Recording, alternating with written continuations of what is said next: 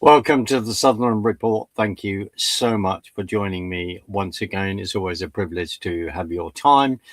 And what is such a joy about this is that it's up to me who I bring on my show, and which I love. And I get to meet some incredible people. But also what's great is when you're about to bring on someone from the third, maybe fourth time, and you've got to know over the last couple of years, and that is always a joy because there is always so much to talk about.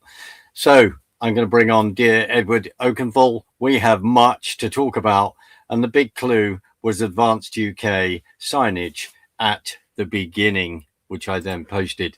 Edward, so good to see you, my friend. How are you? Absolutely fantastic, and it's just great to be back on your show, Mark. I mean, the last time we were on, we could have kept it going for hours, couldn't we? We could have done. I have to say, you are absolutely right, and I just want to commend you for shaving. I know I need to. I'm going to work on it. So I love that. So presentation is everything. So I do apologise. That will be happening, Edward. Where do we start? There's a very, very important event that is happening on the February the 26th, which as we speak is not that far away. I can't believe it that we're already beginning to be well into February 2026. Would you believe?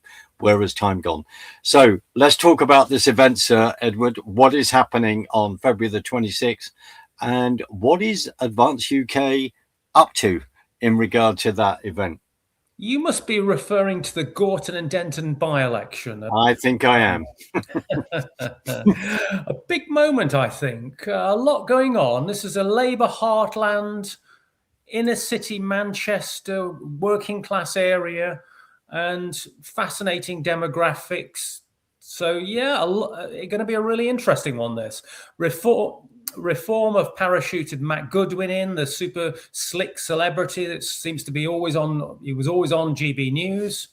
Labour have got some woman from Greece. I don't know. Maybe she's some local councillor. She's talking about the Mancunian lifestyle, which she looks a Greek woman to me, as far as I can see. Then you've got this so-called plumber from the Green Party. I think she's some eco-activist. Her husband works for Pfizer. They live in the richest part of Manchester in Hale. Then we for Advance UK, we have our local boy, Nick Buckley, born and bred in that area, went to school there, worked for the council on outreach, getting to know everybody in that local community. He set up charities that have helped the homeless in that area, got people out of the rape gangs. That was also part of that. There was also a dark chapter in that area's history. And he got commended by the police for helping young criminals. And you couldn't have picked a better local candidate. Nick Buckley, super candidate for Advance UK. Absolutely. Nick Buckley, MBE, and Nick Buckley does a great podcast that I know that many of us watch, and he gets some great guests. So I just encourage everyone to keep tuning into that. But you've said the important thing. I thought when you were talking about the green plumber, I wonder if she's worked on oil pipelines. Maybe not. But the key is Edward, is local issues. Okay. And Nick, of course, has a wonderful track record in that regard. To me, Mark, sorry to interrupt. This could be a pivotal moment. I think people are so sick of politicians that don't even live in the constituency, that have got no attachment to the constituency, that they get elected and then you never see them for dust in the constituency. I'm not just talking about Nigel Farage in Clacton, but quite potentially some of these characters that we've discussed, if they get elected in Gorton and Denton. You wouldn't see that with Nick Buckley. The guy lives pretty close to there. So I'd just like to see more and more people voting for somebody who's actually going to achieve something for their community, rather than this tribal politics and voting for some political party. How about the best person for the job? Truly radical thoughts gets to be MP for that constituency. It is quite a radical thought, bringing the best person for the job. And I know that I've parachuted you into the show, and I parachuted into the show, but there's a link here, because you and I, well, we can talk for hours, but political history is really important, especially with certain events that are playing out right now in regard to an individual called Peter Mandelson. But if we go back to why so many of us became very disaffected with the Conservative Party, thinking, what is going on? When under David Cameron, this whole thing of electing local members of parliament, or local people to stand for members of parliament in constituencies, he then took the power away from the local conservative groups and parties there working within that constituency, and then centralized it. So you then saw many people parachuted in that people didn't have any relationships with. They didn't understand the area. It'd be a bit like I'll be quiet in a second, Ed, but it'd be a bit like sort of the whole traditional bank manager. My grandfather was one, where you were in that area, you knew the people in that area. When businesses came to you and said, I need to borrow £5,000, there was you know exactly where I'm going with this. There was relationships. Then we look at, by the late 80s, early 90s, all getting rid of all that management, getting rid of all that personal contact. And then it became, computerized, and you've got to tick all these boxes. This is fundamental. And I looked up the figure. So in that constituency, I think it was 47.8% of people came out to vote in the election in 2024. Edward, how does that translate across the country at that time, and what was going on, in your opinion? It's also the last general election, I think, was the lowest turnout. I think only 60% of the population actually voted on average up and down the country. There'll be some constituencies where it would be much, much less than that. So there's 40% that didn't even bother voting. And you've touched on it there. I think because some of these characters have just got no association with the local people whatsoever. How about bringing politics back to the people, and the people having contact with their MP? I mean, rather than sending them a bland email reply when you do take the trouble to contact your MP. MPs that actually hold these surgeries. I think that's you've got to get back to members of Parliament being part of that actual community, and the voice and the ears of that community. Well, in some areas, I won't go into that, but sometimes you feel that it's no use going and talking to your member of Parliament because you're not on the same page at all. And then some people are even concerned whether they would be marked after that as well. And this is where we have, I believe, where we have reached. So how is Nick doing? What is the strategy there? Because one of the big concerns will be postal votes that would go out very soon. Labour is, whatever we think of them, we have our views, understandably. Labour is very, very good in regard to the whole postal vote and their strategy on the ground, which is one thing we've got to watch. And also, what was the history? This member of Parliament resigned. The Labour guy resigned, didn't he? Saying due to ill health, bless him. But also, was he caught out last year sending inappropriate messages in a WhatsApp group? I believe so.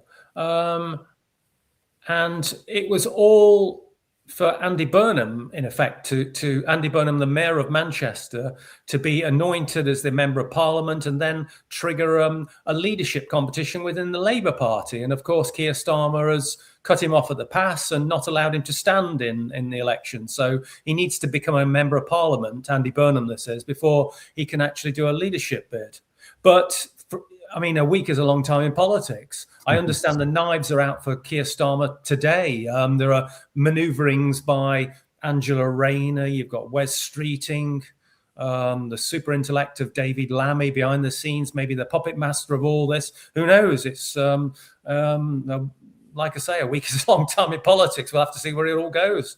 I was just a bit shocked then when you said the super intellect and Lammy in the same sentence. And I was being sarcastic. I know you are. I just wondered whether I think we should all start playing the Mastermind theme tune just to cheer ourselves up on a bad day.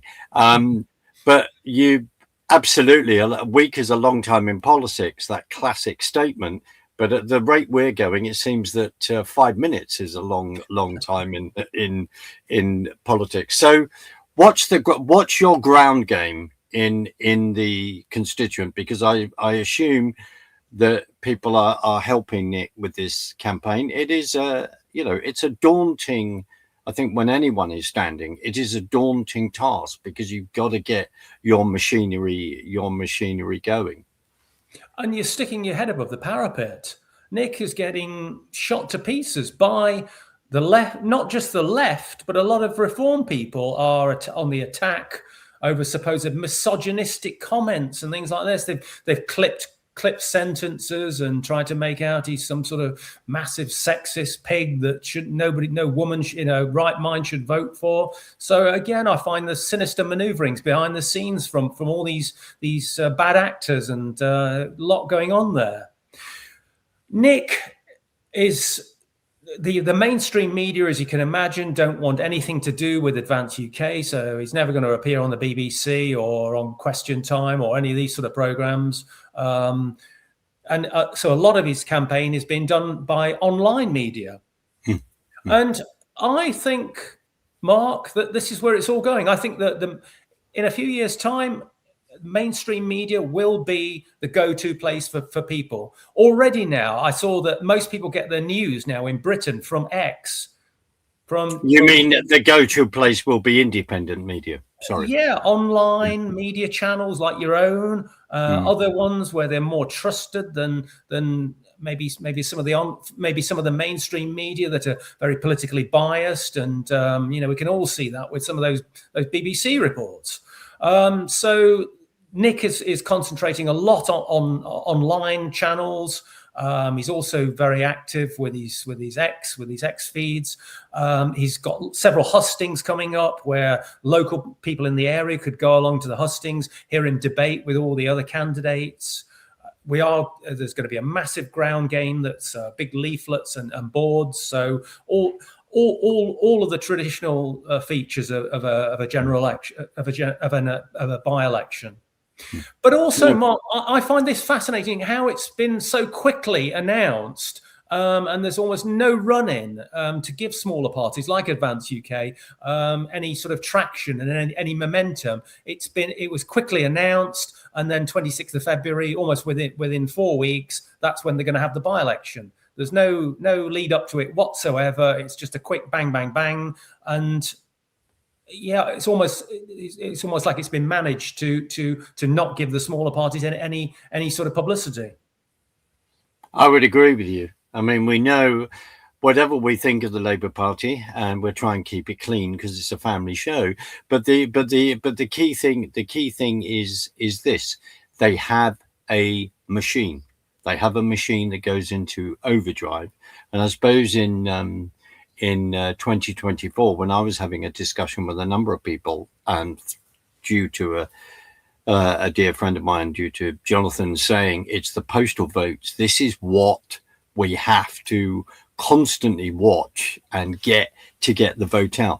Fantastic that Nick is doing hustings. You're saying he's doing a couple of hustings. Will there be more? And I'm hoping it'd be great if people are there to film with their cameras, put it on Twitter, and to Like any advice, when anyone is being interviewed or in that situation, we need other people to film it on his behalf. Any interviews he's doing, get your camera out and film it, so that if they misquote him, deliberately cut up, then we have the records of that. I mean, the doyen of that is dear Tommy Robinson, where he's really taught us how to do that, and other people, which is to film the interviews that are then going on. So, Edward, have you got any? Do you have a date of any of the hustings that are coming up? Because otherwise, I'll put them in the description. But do you know hustings that are immediately happening? I wish I did. I haven't got any dates at the moment, Mark. No. Right, but we'll keep an eye on that. But it's encouraging. Good for you. I admire anyone who wants to stand in that situation. But it also just shows what a dirty game we have reached. It's very interesting when you say about the political parties, the small ones, and being given that chance. Edward, do you think we're in a bit of a sort of, it seems that we're in a bit of a political earthquake with various things that are going on? It's very interesting, as you say, that Mandelson stopped Andy Burnham running, but he didn't seem to think about appointing Peter Mandelson as ambassador of Washington. Let's just reflect back a bit, because we are of a certain age, which is 22 and a half. But the key is this. Where were you? Can you remember where you were in 97 when Tony Blair came into power? Do you remember where you were, what you were doing, where you were politically? Can you remember that? I absolutely can. And I'm such a political junkie. On every general election night, I stay up to the very early hours of the morning to see who's actually won the election, and I just love it. I remember I was working at the time, so I hardly had any sleep, and then went back into work in the morning after the result was declared, which was quite early on, really. I remember, I think Cecil Parkinson saying that hardly any Conservatives had got elected, and it took till about 11 o'clock, till about the early hours of the morning, I think it was, before any Conservatives started coming in and getting elected. It was just such a monumental landslide for Labour Party and Tony Blair's machine at that time. Well, let's reflect on that, because I know Ben Habib has talked about this for a number of years when he's going back historically. But it's really, really important that we do go back and we do remember that. And when we remember, Mandelson has been in the back of Labour for many, many years. And when he basically, I'd say, turning their logo from their equivalent of the hammer and sickle to the red rose in 92. Remember when he was leading their campaign, and under Neil Kinnock. Yes, I was just fighting for his name. Remember that. Remember when Neil Kinnock was at that football stadium, I think in Sheffield, going, all right. Remember that. That turned a lot of people off. We remember the newspaper, will the last person leaving Britain turn the lights out? Remember all that. But reflecting back to what you mentioned about symbolism there, and it's become quite topical over the last few months, the Fabian Society, and how a lot of these Labour leaders and a lot of the hierarchy of the Labour Party are Fabians. And you mentioned symbolism. There's the wolf in the sheep's clothing, which they no longer use, but I think it's just a great analogy of what they actually stand for. And these are the people, pretty much all of the Labour leaders of our country have been Fabians. You're right. And of course, I did a show on that in regard to the Fabians. Yeah, I believe they've turned their logo to the turtle, so that's rather amusing.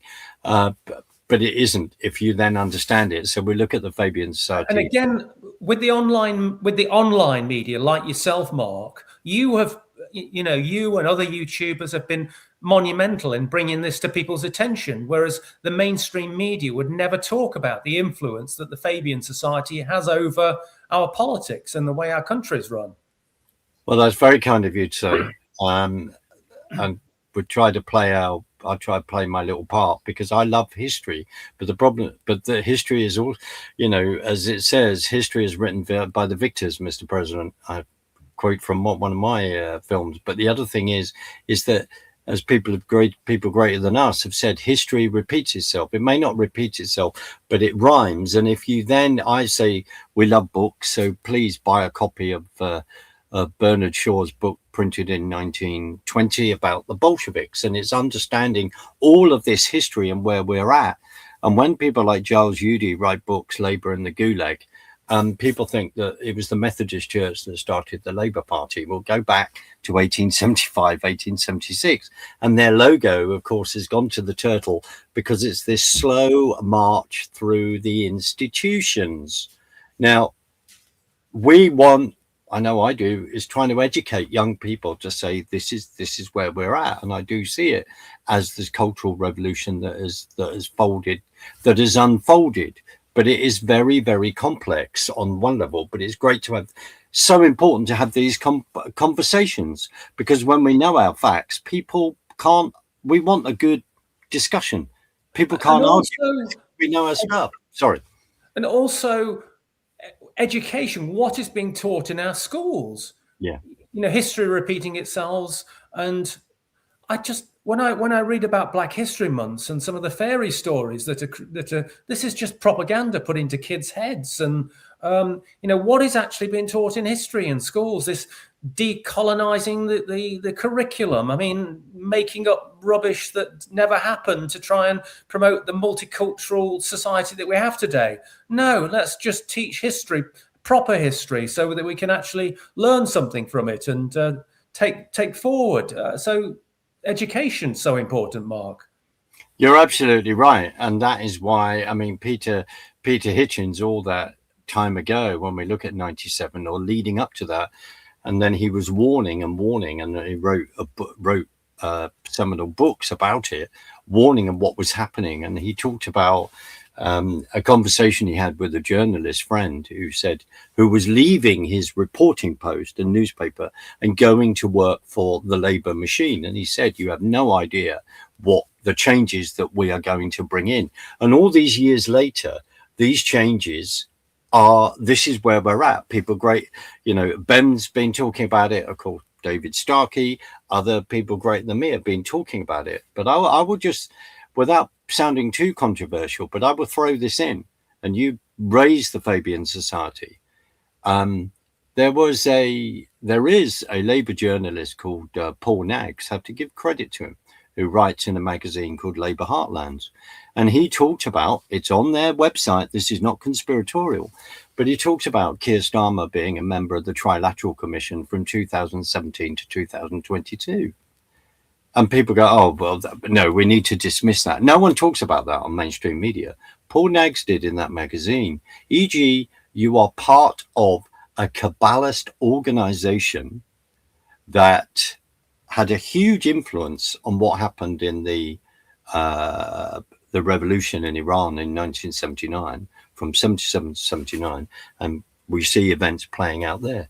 Why am I saying this? History and going back to seeing where people are at is really, really important. Well, the Iranian Revolution, again, is another fascinating subject. Yeah, Why isn't this taught in schools? Precisely. The socialists, the extreme leftists, teamed up with the Islamists in the late 1970s to overthrow the Shah of Iran, the effective king of Iran. And what happened after the Islamists gained power? They put on trial and then executed loads of union leaders and socialists and academics. Why isn't, if you went down to some of those Palestinian demonstrations in London, the pro-Palestinian demonstrations in London, and asked people about this, they wouldn't have a clue. Half of these students, their head would not have any knowledge of this at all. So why? Then some of these will be supposedly highly intelligent people that will have been to university, and most of those people would have no knowledge of where it's all going. And these extreme leftists at the moment in Britain teaming up with the Islamists, they have no knowledge of what's going to happen to them if the Islamists gain the upper hand. I agree, and that's why we're looking at history. We go back to history. I mean, I was just mentioning to you, I know I've shared it with you, which is a great interview with an amazing lady, which I hope to interview as well. I think her name is Yi Van Fleet. And she was brought up, she left China in 1986, and she's talking about how she was brought up when she went to school, how she was programmed under the Maoist rhetoric. And it's quite shocking on one hand to listen to what she's saying, because I'm then turning around and going, hold on a minute, what happened in the revolution within our own country? I'm an ex-secondary teacher as well, I can say this. What was being taught in our schools? What was being laid down there? And one thing she said, well, of course, the history of Hitler is taught and what happened then in the Second World War. But people don't know about, as you've just said, enough about what happened in China and in other places, going back to Russia. And then that phrase, the useful idiots, as Lenin came out with. Edward. We have some of these students talking about communism and this is what we need for the future of Britain, but have no knowledge of Stalin or Chairman Mao or even Pol Pot's what is being put into these people's heads. Edward, why do you care so much about this? Why do you care? Well, it's a fascinating intellectual workout and learning about these things. I'm like yourself, I love history, but more than anything, I love my country, Mark. We have a phenomenal history, the Industrial Revolution, the incredible achievements of the British Empire, which I'm so proud of, not ashamed to admit that. Incredible stuff that's happened, the inventions that we've created. Britain actually created the modern world, and this is not talked about enough in schools, of patriotism. So the love of my country, that's why I do it.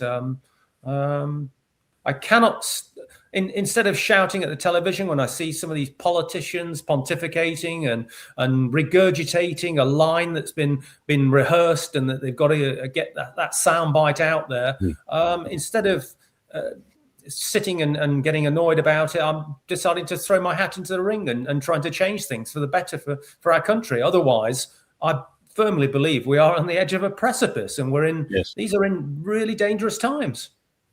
I need to do a survey on how many of us chuck shoes or bricks or whatever at televisions every night, and how many people have actually how many new televisions have we bought? So much hair left here. Yeah, that's probably right. So that is, you are right. We are at this precipice. But Edward, are you having any discussions with young people? Is there discussions that are encouraging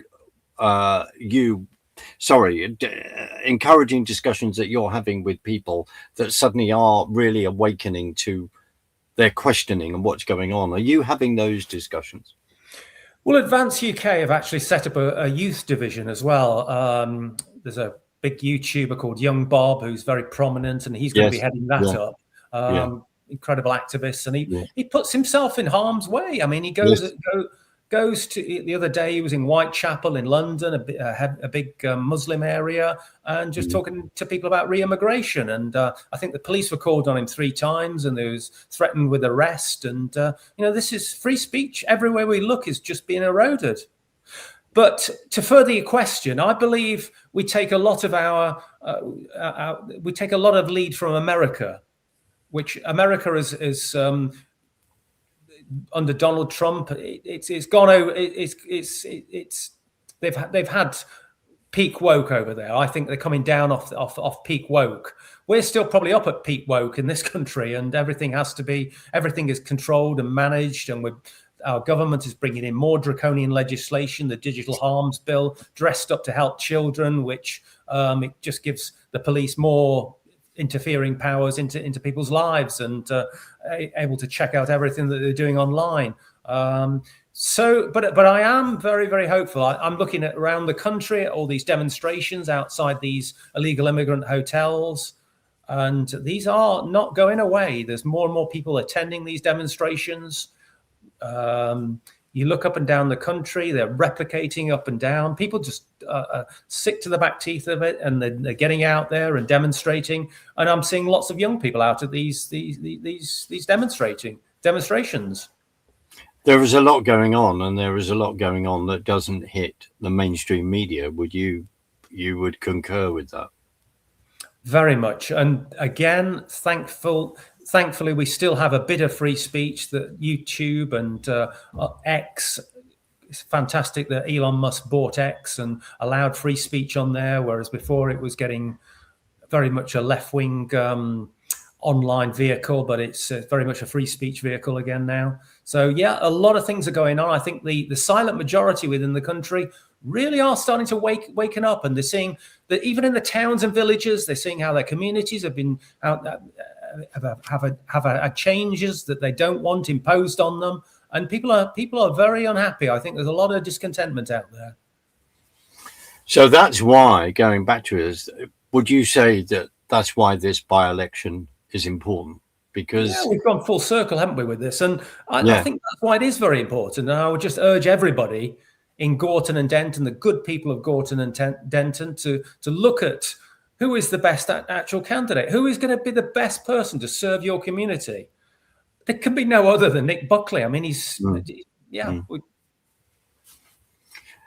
absolutely, because the by-election, and then let's discuss your views on this. We've got local council elections in May, or I think we're supposed to have up and down the country, unless they've all been banned.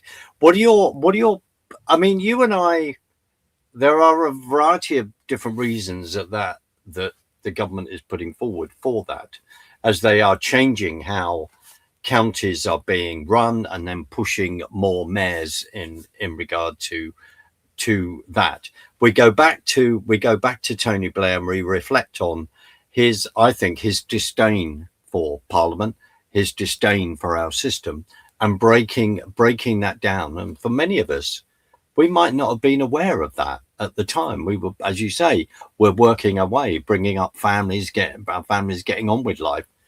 And then suddenly we reflect and go, why are we at this point? So what about the elections coming up in May as well, Edward? Why, how important do you think they are, where they are taking place? Because some of them aren't taking place. Well, it's little by little, the establishment have been chipping away at the ordinary people like ourselves, our rights. The trial by jury, and it goes back to Magna Carta 800 years ago. This is every free person's right to have a trial by jury. It's just one little example of our rights being taken away little by little.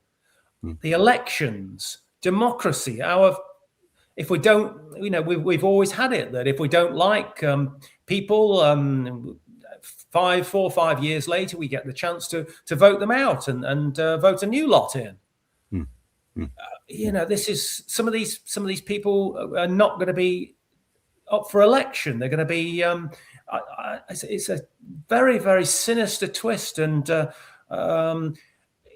there's the Conservatives in certain areas which they know they'll be voted out, trying to play the game and pretend that they're not part of cancelling these elections, but they're just as much in it as the Labour Party that control these constituencies. So don't be anybody watching this video, don't be fooled by that.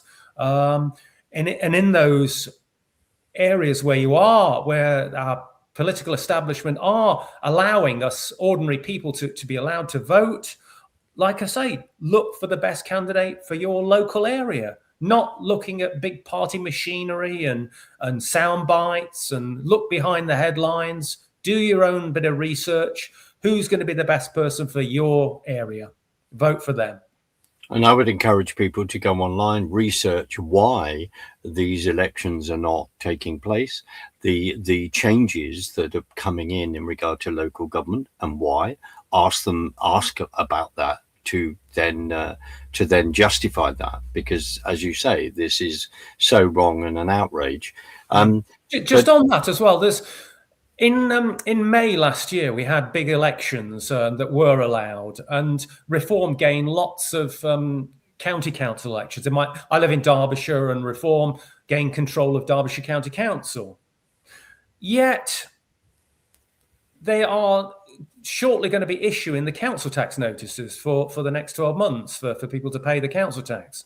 And of course, as if by magic, they're going to be putting the council tax up to the absolute maximum. I think it's 4.9% that they can put it up. Kent is the same. Other county councils are the same. What on earth is the point of reform if they're not going to reform anything? And they're just reverting to uni-party type.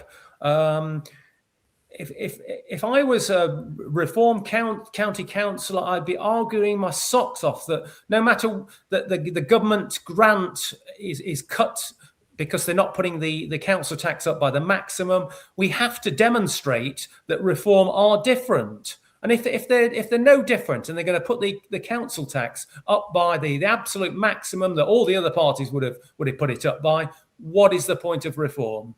And people say, well, what is the point of Advance? I would say that Advance are a completely different entity. We have a proper philosophy and a proper constitution of things that we believe in. And if I was leader of Derbyshire County Council as Advance UK, we would be certainly not putting up council tax by the absolute maximum that all these uni-party entities seem to be doing.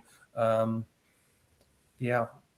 Well, I'm looking forward to then you running as a local councillor then, because this then is important. I think what you're raising is an extremely important point, because the other thing is then people going through the books to say, how can we make these, cuts, etc. And as well as I do, if people are not creating tax revenue by startups, by industry, firms, people running businesses, and then doing that wonderful thing, which is to then cut VAT. Why have we still got it? I thought we left the EU. Oh, maybe we haven't. Cutting all these taxes, because you end up getting more revenue back because people have got more money in their pockets to then spend. Now, to some, you know about the Laffer curve. This is a graph that there's an optimum level of taxation that brings in the maximum amount of revenue. And if you start increasing taxes higher than that optimum level, people are not going to bother doing overtime. They're not going to take a promotion. Who's going to start a business? Who's going to expand the business and create more goods and services? Nah, I'm not going to do that because the taxes, it's a massive disincentive. And then therefore the government then starts collecting massively less revenue. And I mean, the financially illiterate Chancellor of the Exchequer, Rachel Reeves, that we have at the moment, I just don't think she understands even basic economics, the Laffer curve, because she wouldn't be raising taxes that's acting as a massive disincentive, and the government is actually collecting less revenue for it. Well, it begs the question, who is actually running the country? And I suppose before we get called conspiratorial, but the photographs are there. If you're then having a meeting with Larry Fink of BlackRock and Bill Gates, then we start to ask ourselves, and we should ask ourselves some very, very, very serious questions. Bill Gates needs to be asked those serious questions, especially in regard to Epstein. But that's another subject. But we're trying to wake people up. We don't ask people to agree with us, but please go and do the research, come back, and let's have a good discussion, because we care. We care about your future, the future of the country. Edward, there's another important... Sorry. It's an interesting one. And we had Davos a few weeks ago, and what was Nigel Farage doing there? I just wonder. But it was interesting how the Americans, Trump, flew into town and told the WEF it's all over, and what the hell are Europe doing with their borders and mass immigration and the net zero policies are destroying your economies. I thought that was fascinating. How he also had his trade secretary there as well, lecturing European leaders on how trade should be conducted, and it was hilarious seeing Rachel Reeves sitting next to him squirming there, but.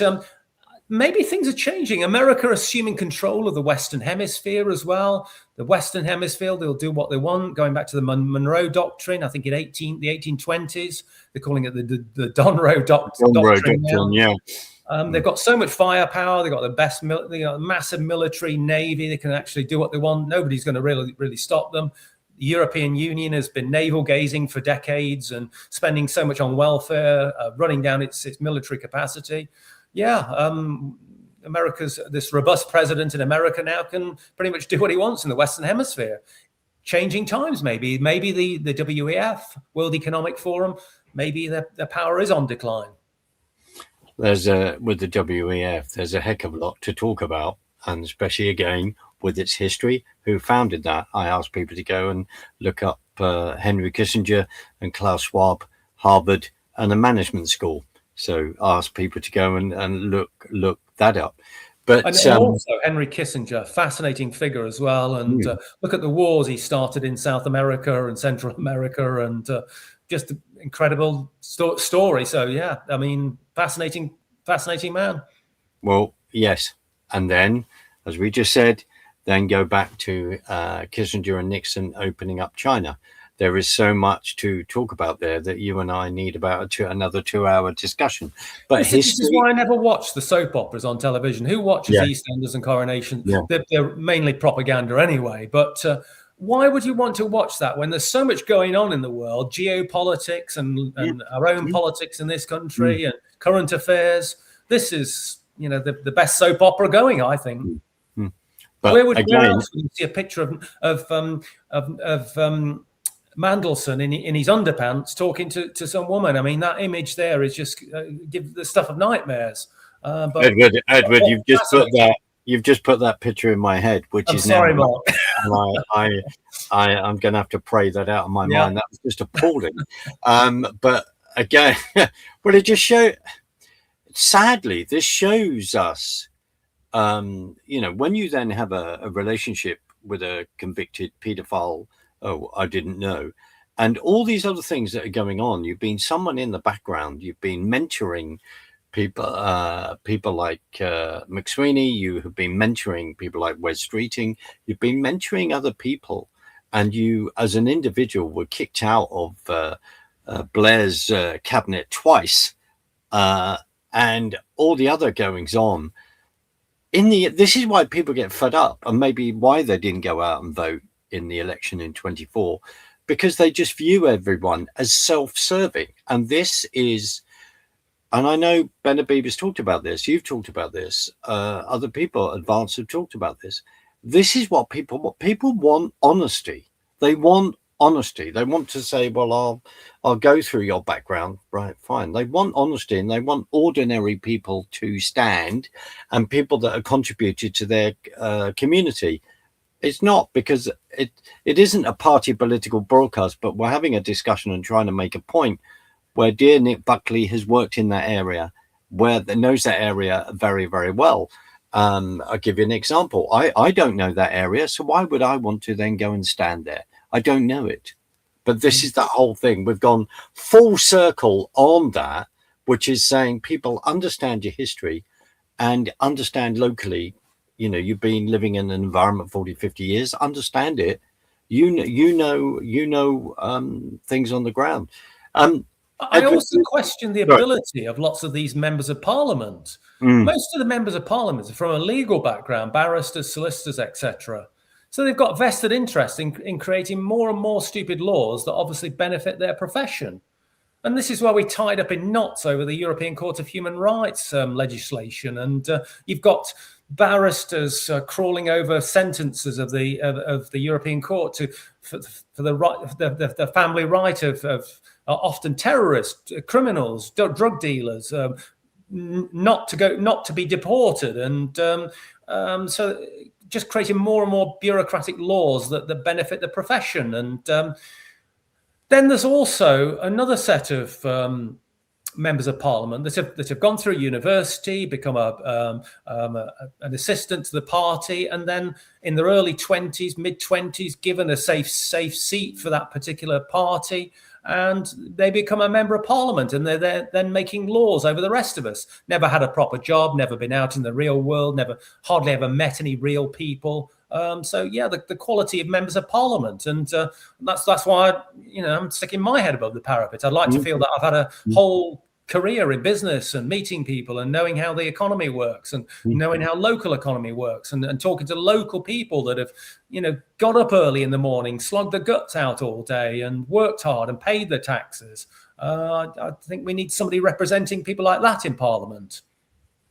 I couldn't agree with you more. I could not agree with you more, because it's trying to make that access. And as someone has said, the other concern is when they observe that when people have gone to Parliament and how they've then changed and they've then been immersed with the system. That's the other big challenge of making sure that you don't change, that you are, as you say, representing your constituencies.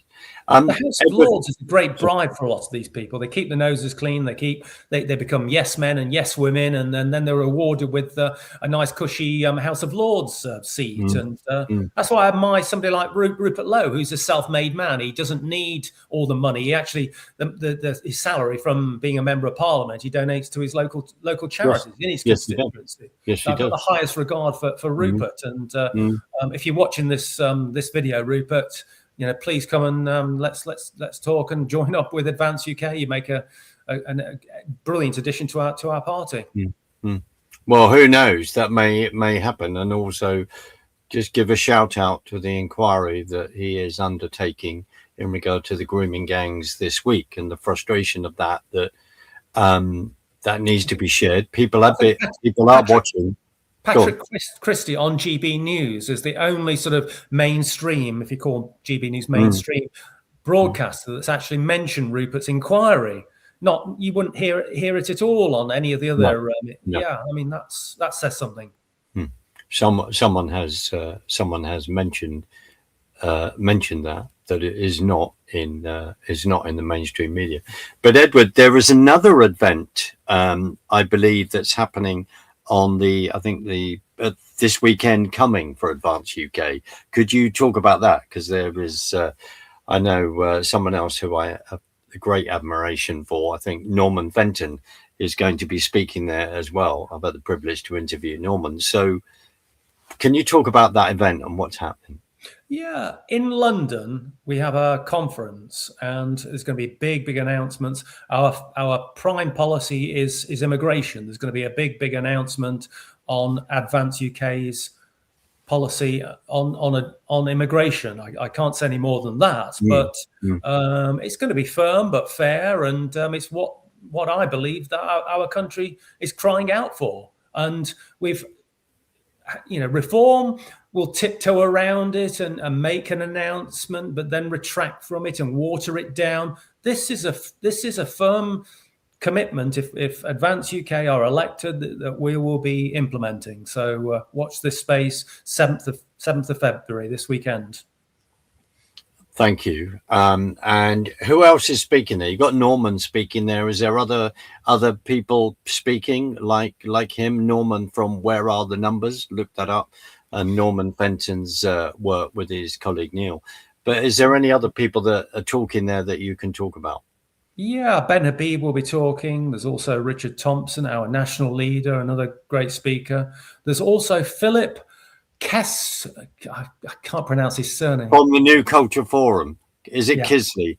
From the Kisley, from the New Culture Forum. Professor Kisley, Professor Philip, brilliant. So Philip's talking. That is good. Anyone else? There's a couple of other guests, but you've caught me on the hop there on that one. No, listen, don't worry. I think one of the wonderful things about doing this and having this conversation is finding out what's going on, and also people being honest, saying I don't quite know what that's going on, but I can give you the details and I can put that in the description below, and we can then talk about that. It is a members only conference as well. Yeah. So, and there will be future ones as well throughout this year. So, anybody looking to attend these conferences, and we're having them all over the country. So they're not just going to be London centric. They're going to be all over. I would urge everybody get on the website, Advance UK website, become a member, and you can attend. You'll be able to attend these conferences. And by being a member as well, you're then able to then have that dialogue. and say, well, give comments on the policies that you're pushing forward. I also know that I think you've got polls like that. What are people agreement? Are people in agreement with this? Then you've got this sort of academic board, or putting people with skills and talents on, so that as to be able to consult with, which is fantastic. No, I on a personal level, I look forward to then attending one of these events in the future at some point. Edward, we talk so much online. I look forward to meeting up with you as well. That'd be great. I'm sorry that we missed each other at the march for the UK that Tommy Robinson had organised last September. We were there. I'm sorry that we couldn't meet on the bridge at that time, but no, we were there. Edward, is there anything else that you want to talk about? Remind people the Advance UK website. They can go and find details. There is we've got Gorton and Denton by-election, Nick Buckley standing, MBE. Also written a fantastic book there. Go and buy the book. Watch his podcast. He's doing that. You've got this event this Saturday in London, and other events happening. I will say this as well. It's good to see Ben Moron has been on Talk TV, so good for that, and the exposure. But is there anything else that you would like to say, other than your reading list of books that you're going to say to people, these are all the history books that we ought to be reading? But joking apart, is there anything the one else behind you, Mark? What's that one? If I can put a bit of a plug in for that. This one here. Well, we'll give two plugs. That one is The History of Europe and the Great Deception, written by Richard North and Christopher Booker. Dear Christopher Booker is no longer with us. They both used to write Telegraph. I had the privilege to work with Richard when we did Flexit the movie, and hope to again. And I'm going to give a plug to this book, which is not UK related on one hand, but very much UK related. And I'm on the board of that, which is American Gulag Chronicles, which is a book that raises money for the J6 prisoners. Yes, on January the 6th, 2021. And eventually the Biden administration arrested 1,600 people, put them in prison. When President Trump came in, he then pardoned all of them. It should be a pardon of innocence. That's another subject for another day. But it just shows you how weaponized the justice system is over there. There is a reason why, when the American Constitution was founded and the discussions, the last thing they wanted was solicitors, barristers, lawyers by the bucket load in the Senate and in Congress. But this book, AmericanGulagChronicles.com, people look it up. But it's very important. Maybe at some point, maybe on the stage, you and I will discuss this, but it's linking that with the events of the Canadian convoy and certain things that have happened over here. But it's understanding how people are linked ideologically, because they do have meetings and they do discuss this with each other, because we're looking at this color revolution. But thank you so much for drawing attention just quickly with Richard and Christopher's book, which is seminal. When you say to people about the European Union, and you say, "Oh, you're a member of the European Parliament," and people go, "Oh, fantastic! They can suggest policies and put forward policies." No, that is not how it's run. The 26 commissioners do that. So that was another lie that people had to wake up for all those years ago. And it's the 10th anniversary this year of Flexit the movie, when Richard North did a wonderful presentation introduced by Christopher Booker of how the UK could leave the EU and defend its economy. I produced and directed that those years ago. I can't believe it's 10 years ago. We look at all that we've been through, which is horrific, and the resistance. Edward, we're running out of time, but I just want to thank you so much for sitting down with me with your time. You and I think we will end up meeting, but we'll have to have about 6 hours, clear the decks, and have a wonderful discussion, which I think is really, really important. I say to everyone, I don't ask you to agree with this, but what I do ask, free speech, expressing an opinion, coming along with the facts and receipts is important. Please, it was great to see Graham Linehan before committees in America yesterday, day before, where he was talking about his concerns over the lack of free speech in this country. Absolutely wasn't that right. Refreshing, and wasn't that says something that he has to go to America to be able to speak out on these things. Yeah, I many years ago in my other life, I worked on the last series of Father Ted, helping to put the scenery and props and stuff together. So I worked on that. He's someone I would really, really love to interview because there's so much to talk about. And keep Graham in your prayers and keep supporting him because he's been through so much. But it was great to see him there. But you're absolutely right. Having to go to America, it says everything, especially when Keir Starmer's sitting next door to Trump and goes, "Yes, we believe in free speech." Problem is, when I talk about Keir Starmer, I end up doing the impersonation. I have to stop.